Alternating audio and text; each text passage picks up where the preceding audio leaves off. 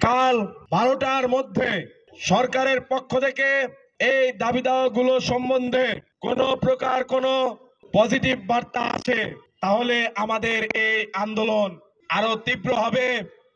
এটি সরকারকে জানিয়ে রাখলাম, স্বরাষ্ট্র এবং আইন উপদেষ্টাকে জানিয়ে রাখলাম, তারা যেন নিজ দায়িত্বের গুরুত্বটুকু বোঝেন।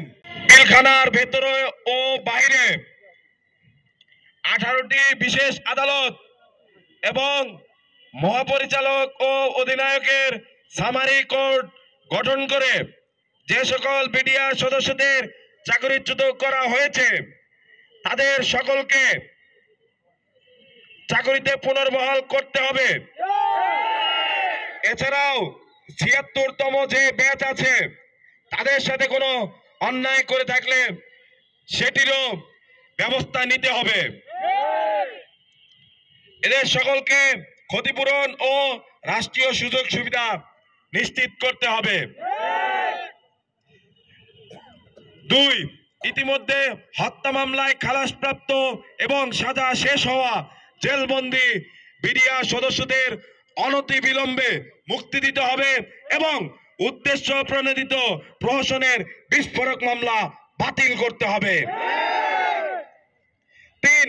গঠিত কমিশন স্বাধীন ও নিরপেক্ষভাবে কাজ করার জন্য প্রজ্ঞাপনে উল্লেখিত ব্যতীত শব্দ এবং কার্যপরিধির ২-১ নং ধারা বাদ দিতে হবে। একই সাথে তদন্ত কমিশনের প্রধানকে আপিল বিভাগের বিচারপতির পদমর্যাদা দিতে হবে এবং স্বাধীন তদন্ত রিপোর্ট সাপেক্ষে অন্যায়ভাবে দণ্ডিত সর্বপ্রকার নিরপরাধ বিডিআর সদস্যদের মুক্তি দিতে হবে এবং পিলখানা হত্যাকাণ্ডের সঠিক কারণ উদ্ঘাটন, মূল ষড়যন্ত্রকারী ও হত্যাকারীদের চিহ্নিত করে দৃষ্টান্তমূলক শাস্তির আওতায় আনতে হবে। ৪. পিলখানা হত্যাকাণ্ডে শহীদ হওয়া ৫৭ জন সেনা কর্মকর্তা, ১০ জন বিডিআর সদস্য সহ সর্বমোট ৭৪ জনের হত্যাকারীর বিচার নিশ্চিত করতে হবে। একই সাথে জেলের ভেতরে মারা যাওয়া প্রত্যেক বিডিআর সদস্যের মৃত্যুর সঠিক কারণ উন্মোচন করতে হবে। অস্বাভাবিক মৃত্যু হয়ে থাকলে দায়ী সকলকে বিচারের আওতায় আনতে হবে। ৫. পিলখানা হত্যাকাণ্ডে অন্যায়ভাবে চাকরিচ্যুত সেনা কর্মকর্তাদের পুনর্বাসন করতে হবে। ৬.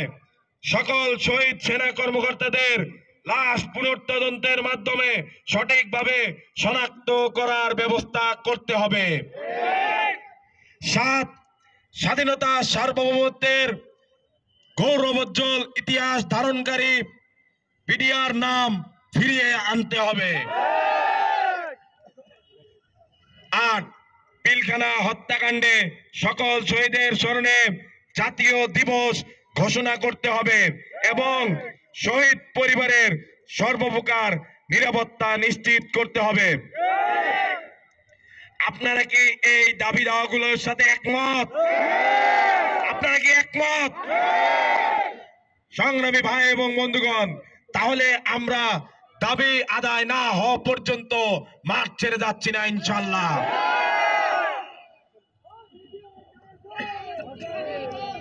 সংগ্রামী ভাই এবং বন্ধুগণ,